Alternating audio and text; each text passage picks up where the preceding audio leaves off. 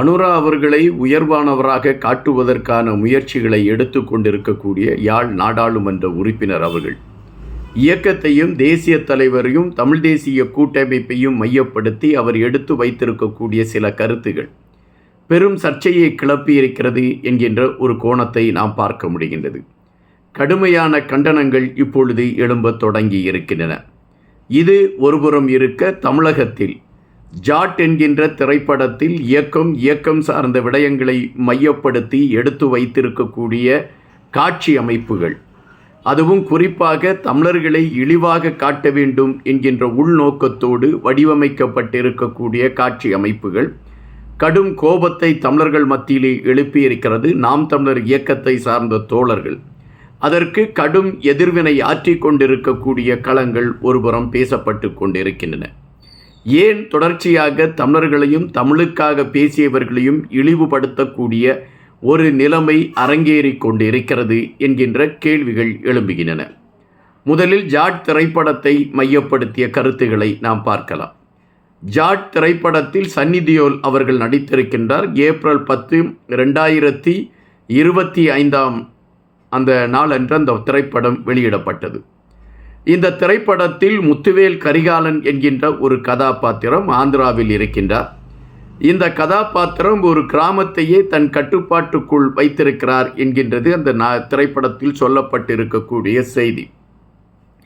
இந்த முத்துவேல் கரிகாலன் எப்படி இங்கு வந்து தங்கினார் என்கின்ற கேள்விக்குள் போகின்ற பொழுது, அமரர் ராஜீவ்காந்தி அவர்களை அழிப்பதற்காக திட்டமிட்டு இயக்கத்தை சார்ந்தவர்கள் எடுத்த செயல்பாடுகள், அதிலே ஒரு சிலர் அங்கிருந்து அந்த களங்களிலிருந்து அவர்கள் தப்பித்து இங்கு வந்து தங்கி இருந்தார்கள் என்கின்ற அடிப்படையை மையப்படுத்தி அந்த காட்சி அமைப்புகள் எடுக்கப்பட்டிருக்கிறது என்கின்ற செய்திகள் வருகின்றன. அப்படி என்றால் திட்டமிட்டு தமிழர்களை இழிவுபடுத்த வேண்டும் என்கின்ற ஒற்றை கருத்து நோக்கோடு இந்த திரைப்படம் தயாரிக்கப்பட்டிருக்கிறது, அல்லது அந்த இயக்குனர் அதனை அடிப்படைய காட்சிகளை அமைத்திருக்கிறார் என்பதுதான் இங்கு பதிவு. எதற்காக இப்படியெல்லாம் காட்சி அமைக்கிறார்கள் என்கின்ற பொழுது, ஆந்திராவில் எப்படி தமிழ் இனத்தை சார்ந்தவர்கள் போய் தங்கியிருந்து ஒரு தீவிரவாத செயல்பாடுகளை ஊக்குவித்து கொண்டிருக்கிறார்கள் என்கின்ற கேள்விகளுக்குள் நாம் போகின்ற பொழுது விடைகள் பூஜ்ஜியமாகத்தான் நம்மை பார்த்து சிரிக்கின்றன. ஆனால் திட்டமிட்டு ஒரு உலகின் ஒப்பற்ற ஒரு செயல்பாடுகளை கொண்டவர்களாக திகழ்ந்து கொண்டிருக்கக்கூடிய தமிழர்களை கொச்சைப்படுத்த வேண்டும் என்கின்ற நோக்கோடு இதுபோன்ற காட்சி அமைப்புகள் எடுத்து வைக்கப்படுகிறதா என்கின்ற கேள்விகள் எழும்பியிருக்கின்றன. அதைத்தான் இப்பொழுது பார்க்க முடிகின்றது. இந்த ஜாட் திரைப்படத்தில் தமிழர்களை இழிவுபடுத்தக்கூடிய காட்சி அமைப்புகள், தேசிய தலைவரை இழிவுபடுத்தக்கூடிய காட்சி அமைப்புகள், இயக்கத்தை இழிவுபடுத்தக்கூடிய காட்சி அமைப்புகள் இருக்கிறது என்கின்ற காரணத்தினால் இந்த திரைப்படத்தை திரையிடுவதற்கு அனுமதிக்க கூடாது என்பதில் தெளிவாக இருந்தார்கள் நாம் தமிழர் இயக்கத்தை சார்ந்த தோழர்கள்.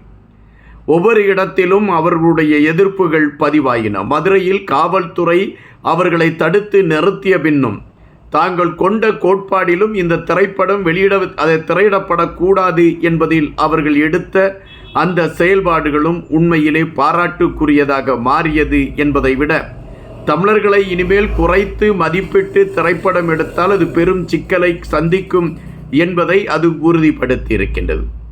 இன்னொரு புறம் அதற்கும் ஒரு வாரத்திற்கு முன்பு எம்ரான் என்று பிருத்திவிராஜ் அவர்கள் இயக்கத்தில் உருவான படம் இதுபோல தமிழர்களை இழிவுபடுத்தி எடுக்கப்பட்டிருக்கிறது என்கின்ற சர்ச்சைகள் வந்து, அதன் பின்பு காட்சிகள் நீக்கப்பட்ட பின்பு அந்த திரைப்படம் திரையிடப்பட்ட களங்களும் பேசப்பட்டன.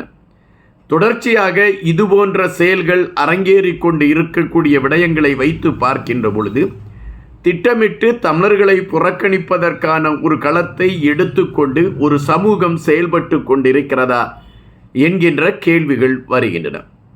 அதுபோல இன்னொரு விடயம், இன்று தமிழர் பகுதிக்கு அனுரா அவர்கள் விஜயம் செய்கிறார் என்கின்ற விடயத்தை நண்பர் ஒருவர் கூட நமக்கு அந்த பகிடி மூலம் நமக்கு அனுப்பியிருந்தார். பகிரி மூலம் அப்படி அவர் பகிரி மூலம் அனுப்புகின்ற பொழுது மக்கள் கூட்டம் அதிலே அனுரா அவர்கள் கலந்து கொள்கிறார் என்கின்ற செய்திகளை நமக்கு அதனால் அறிந்து கொள்ள முடிந்தது.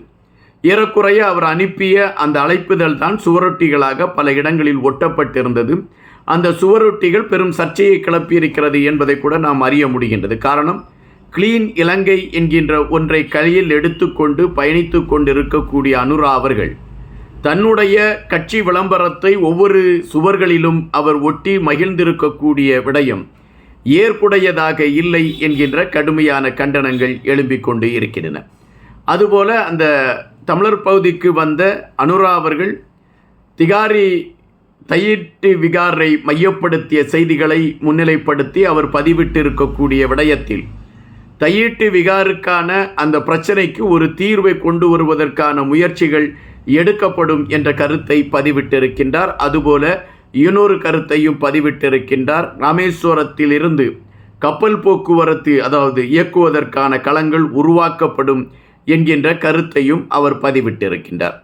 இவைகள் பேசப்படுகின்ற சில செய்திகளாக இருக்கக்கூடிய வேளையில் அனுரா அவர்கள் வருவதற்கு முன்பாக யாழ் நாடாளுமன்ற உறுப்பினராக அனுரா கட்சியில் செயல்பட்டு கொண்டிருக்கக்கூடிய அந்த நாடாளுமன்ற உறுப்பினர் பத்திரிகையாளர்களை சந்தித்து பேசுகின்ற பொழுது இயக்கத்தை சார்ந்தவர்களை மையப்படுத்தியும் தேசிய தலைவரை மையப்படுத்தியும் சில தவறான பதிவுகளை அவர் பதிவிட்டு விட்டார் என்கின்ற செய்திகள் பேசப்படுகின்றன. நாமும் அவர் பேசிய கருத்துக்களை நாமும் பார்த்தோம். அந்த கருத்துக்களை வைத்து பார்க்கின்ற பொழுது அவர் தமிழ் தேசிய கூட்டமைப்பை மையப்படுத்தி எடுத்து வைத்த கருத்துகளில் தேசிய தலைவரையும் மையப்படுத்தி கருத்துக்களை பதிவிட வேண்டிய ஒரு சூழலில் அவர் அந்த கருத்துக்களை பதிவிட்டிருக்கிறார் என்றுதான் நாம் பார்க்க முடிகின்றது. அரசியல் ரீதியான ஒரு கருத்தாக்கத்தில் இந்த கருத்துகள் பரிமாறப்பட்டிருக்கிறது என்று குறிப்பிட்டால் கூட இயக்கம் சார்ந்தவர்களுடைய தியாகங்களை கொச்சைப்படுத்துகின்ற வகையில் அந்த செயல்பாடுகளும் அவருடைய வார்த்தைகளும் இருந்தது என்கின்ற குமுறல் பலருடைய மனதில் எழும்புகின்றது என்கின்ற பொழுது சிலர் பேசுகின்ற நேரத்தில் யோசித்து பேச வேண்டும் என்பதை நினைவூட்டுகின்றது. இப்பொழுது கடுமையான எதிர்ப்பு அங்கு பதிவாகியிருக்கின்றது. அனுரா அவர்களுடைய அந்த மேடையிலே பேசியவர்கள் பல விடயங்களை குறித்து பேசினார்கள். அனுரா கலந்து கொண்டிருக்கக்கூடிய அந்த மேடையிலே பேசியவர்கள் பல விடயங்களை குறித்து பேசினார்கள். அப்படி பேசியவர்கள் தமிழ் சமூகத்தின் இருப்பை குறித்து பேசினார்கள். எங்களுடைய சமூகம் இந்த மண்ணில் இருப்பதற்கான களங்கள் அமையவில்லை. அவர்கள் எப்படியாவது நாம் வெளிநாடுக்கு சென்று நம்மை காப்பாற்றிக் கொள்ள வேண்டும் என்கின்ற நிலைப்பாட்டில் அவர்கள் பயணித்து கொண்டிருக்கின்றார்கள். இதற்கு முன்பு ஆட்சியில் இருந்தவர்கள் இதுபோன்ற செயல்பாடுகளை எல்லாம் புறந்தள்ளி பயணித்திருக்கின்றார்கள். ஆனால் அனுரா அவர்களுடைய ஆட்சி இந்த விடயத்தில் ஒரு தெளிவான களத்தை எடுத்துக்கொண்டு பயணிக்கும் என்கின்ற விடயத்தை பதிவு செய்திருக்கின்றார்கள். இந்த பதிவு இப்பொழுது உற்று நோக்கக்கூடிய ஒரு செய்தியாக மாறியிருக்கின்றது. இன்னும் அடுத்த நகர்வுகளை வைத்து பார்க்கின்ற பொழுது அனுரா அவர்களுடைய செயல்பாடு எப்படி அமையுது என்பதை வைத்து நாம் அடுத்த களங்களை பார்க்கலாம். நன்றியுடன் இன்பா.